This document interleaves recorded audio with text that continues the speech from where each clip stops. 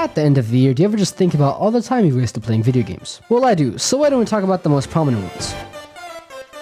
In Red Dead Redemption 2, you play as a cowboy that wields guns, is part of a gang, steals horses, threatens people, and also can become fat. This man's called Arthur Morgan. In the vast open world, you can do whatever you want, and I mean whatever you want. Do you feel like doing something mischievous? Yes, then go rope a man up and drag him along the ground with your horse. The possibilities are endless. If you so desire, you can be the man behind the slaughter. As you've all seen, you can do all these heinous actions, but for the small crowd out there, you can also do some good stuff, like helping criminals escape. I wonder, should I? Nah, I shouldn't. When playing this game, you don't actually do the story. Most of the game is messing around. Actions play a heavy role in this. Whatever you do changes the game's ending and how losers talk to you. Ladies and gentlemen, I'd like to introduce you to Rapid Arthur. Feel the need to munch on some food? Depending on the type of person you are, you can buy or rob the store by holding the merchant at gunpoint. Having fun with that horse? Go take another by force. Using said borrowed horse, go around and torture the rest of the map. This map's prominent places include Rich Town, Poor Town, and Rich plus Poor Town. For all the Monster Hunter players watching, you're able to hunt animals and skin them to make upgrades. I've never met anyone who actually uses this, so if you use this, you're just weird. Go mess around, please. Story-wise, it was perfect.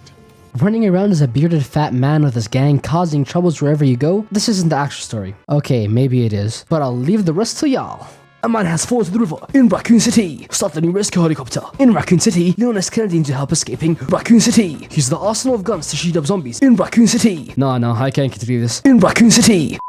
In Resident Evil 2, the remake, the musical, you play as a rookie cop named Leon S. Kennedy. But that's if you're playing the first of two different campaigns, starring, obviously, two different characters. But we all know Leon's a better character, obviously. Do you want to be chased down by a tall 7-foot man in a trench coat? You do? Well, Resident Evil 2 is the game for you. And also the next one, Resident Evil 3. And also the other one, Resident Evil 4. Capcom sure does love their factory-made tall trench-coated men. Why are there so many? In Resident Evil 2, you get chased around the zombie-infested map by Mr. X, the next member of the Blue Man Group. Just look at his beautiful eyes as Leon tries to escape Raccoon City. He meets amazing friends along the way, such as Lightning Hawk Magnum, Chemical Flamethrower, and Rocket Launcher. A cool thing about the story is that both campaigns are intertwined with each other. Meeting Claire also means you're meeting Leon. Oh, you don't know who Claire is? Well, go play the game and find out! Tears of the Kingdom? More like Tears of the Dragon. Oh wait, actually. Legend of Zelda Tears of the Kingdom is about a boy named Zelda as he traverses different planes of existence, all in order to save his princess, Link. If you're an actual gamer, you would have noticed that I mixed the names up. Zelda is the princess and Link is the boy.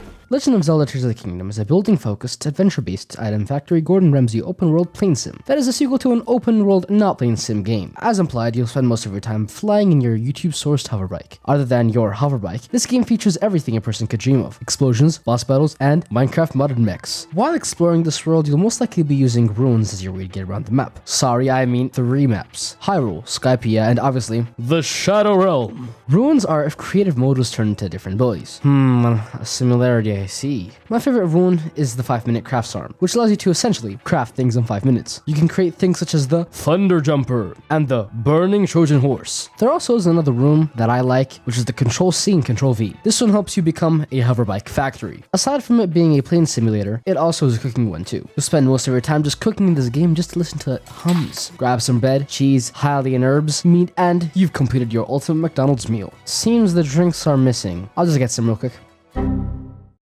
2,000 years later. Damn, this game is pretty fun. I feel like I'm being sucked in. As you can see, Chrome Dino is an amazing game that grips you in with its intense gameplay. Just look at this gameplay. Okay.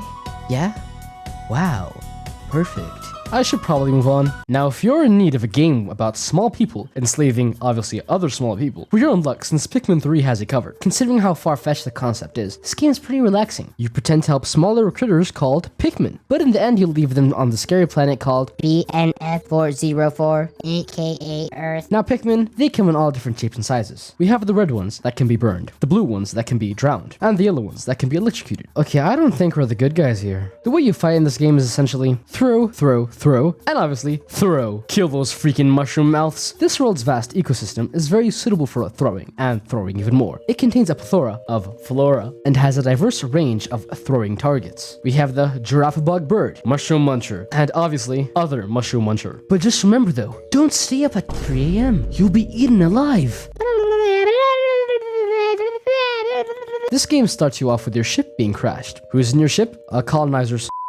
I'm sorry, I mean your crew. The crew split up and you must relocate them while doing your objective, which is to borrow, not take the resources from the planet. Remember kids, sharing is caring, am I right? Each day, the resources that you've borrowed will be consumed by your party. If you don't have any, then you die. Very realistic gameplay. Once the day of putting your Pikmins to work as you throw commands at them ends, hop aboard your ship and rest in space. But beware, flying projectiles might come your way. The Kirby franchise is a fat man's dream. Being able to eat whatever you want and as much as you want would be epic. Usually Kirby finds himself in different fantasy lands. He got turned into yarn once, but in this game, he has to venture in the world of the Homo sapiens. For the people who don't know who Kirby is, here's a summary. He is a gluttonous beast that consumes everything in his way, viciously absorbing them into his body. But he's cute and round, so he gets a pass. In most Kirby games, he uses his devoured enemy's abilities. These abilities all have different effects. The easiest to use is definitely the Barney, the flaming dinosaur's ability. Does Barney love you? No, he'll burn you.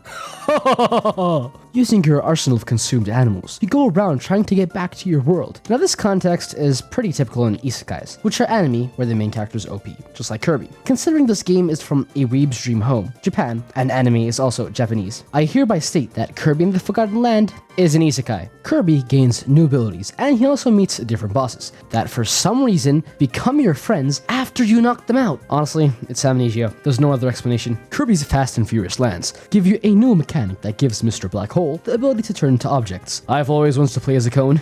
Do you like anime? Do you like edgy anime characters? Do you like janky games? Do you like raging? Do you like Dark Souls? Well, you'll definitely love Weeb Souls. This game is my guilty pleasure. It plays bad, is unfair, like really unfair, but it's very lovely, and I love this game a lot. Being a Souls copy, you need to go to different places to beat the boss. Unlock another place, then go beat the other boss, and then continue the story. That is good at times. This game also has vampires, so yeah. When you don't know what to write, just add random vampires. You'll probably make something good. The problem with this game is the levels. Now when you add levels, you typically decide on something not too hard, but add a challenge or two. But no, this game, it sucks. The levels just, man, like, nah.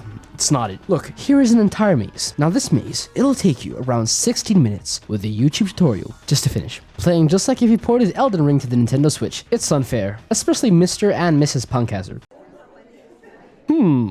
You've already decided on the bosses, but I feel like something is missing. Sir, how about to increase the difficulty of the game, we implement 2 different bosses before the final boss that is actually before the actual final boss? That is an amazing proposal, employee number 9871. But what'll be the theme of the bosses? Fireboy and Water Girl on steroids. Yeah? What a splendid idea. Even though most of these flaws are apparent, this is a pretty good game to sit around and just play. While sitting around, you have to wonder, what other game could I be playing instead of playing this? Well, Super Mario Bros. Wondered that too. Did you notice it? No? Well, let me say it again. Super Mario Bros. Wondered that too. Being the latest and wackiest Mario game to exist, it's pretty good. You're pretty good. It's like if Mario is having a fever dream. What are those flowers? How did this happen to him? The art direction is crazy. I didn't think 2D Mario could actually have personality. The old games didn't even have a shining spark to it. Color? No color. Jumping around a variety of levels, harassing all the inhabitants, you gain some new and old abilities. We got Key Blast, Heel Lifts, Excadrill, the bubble toy you had as a kid, and the Aftermath of a Buffet. With these cool neat tricks, you try to remove the mouth cloud things from around the castle. Forgot to mention Bowser became a castle. Badges are another source of power in this game. Each one gives you a new ability. You can jump on walls, glide, swim faster, and also make Luigi bounce forever and ever and ever. If you thought 4 characters wasn't enough, well this game contains 12 different ones. You have Mario, Luigi, Peach, Daisy, Yellow Toad, Blue Toad, Toadette, Yoshi, Red Yoshi, Yellow Yoshi, Light Blue Yoshi, and Nabbit. A very diverse cast of characters. Now for the main gimmick, the Wonder Flower. The Wonder Flower is the cause of most of the wackiness in this game. From saying plans to a jumping party. It does everything. I never thought I would be able to ride a stampede of bull. The Wonder Flower also does some other stuff such as change Mario's features. One time in one of the levels he became a Goomba, in another his torso became longer. Due to this fact, I asked myself, how would it look like if Mario was turned into a spider? Our favorite spider, Spider-Man, got a brand new web slinging, crime fighting, roller coaster riding sim. That includes not just one Spider-Man, but 2 Spider-Mans. Spider-Man, Spider-People, whatever you want to call it. If I were to be honest here, I didn't feel like playing this game. Not because I hate Spider-Man. I just thought this game wouldn't be anything new. It will just be a sequel. Being able to play as 2 different super enhanced spider people, the entire city becomes your own playground. Both characters are copy and paste, but the differences are mainly in their animations and specials, which can all be upgraded and changed whenever you want in order to create your arsenal of destruction. destruction. Plus, they all have different skill trees, so yeah.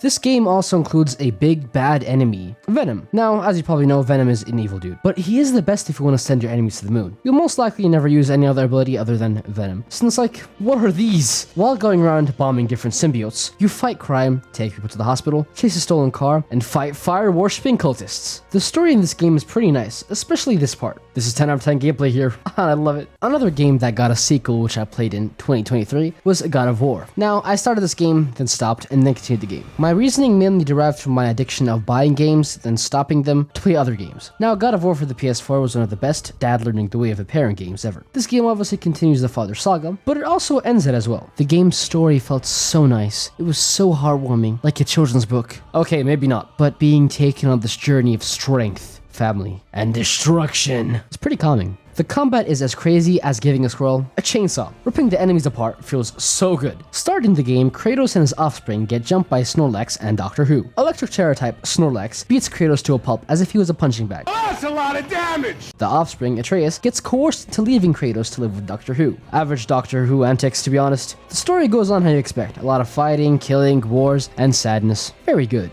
In the end, Kratos is left alone, all alone with himself. No son, no home. He is truly the Last of Us. Me and the Last of Us are actually The Last of Us and I, thanks Mr. Charles, have a love-hate relationship. So you see, the reason mainly stems from one of my friends. He's what I call a Naughty Dog fanboy. His favorite games are all Naughty Dog properties, so the name fits. When this friend of mine played The Last of Us Remastered, he became something worse than the kid who asks if you got games on your phone. Being an amazing friend, I tried ruining his happiness and make him deny my existence for a while. After a lot of ruining his time, I was later kidnapped by him and then forced to play this game. I probably got brainwashed or something, but after playing this game, I changed. I changed for the worse. The story, the gameplay, I've never felt this before. Yep, I definitely got brainwashed. It's the first game to actually make me cry about a character that I haven't even met before. Seeing regular people like you and me get killed due to this infection makes it kind of fearful. Playing this game makes me go through the 5 stages of grief. Denial, denying that I'm playing this game. Anger, angry that I was playing this game. Bargaining, pretending that I'm not sad to play this game. Depression, depressed that I'm actually playing this game. Acceptance, accepting that I'm actually playing this game. As an average gamer, the gameplay was the best thing ever. It felt like a thrill, like I was actually there. The crafting system felt very good, like you actually had to scavenge around the place just to find resources. I liked how you actually had to find antibodies in order to upgrade some of your abilities. It fits the apocalypse theme of the game very well. This game includes all death,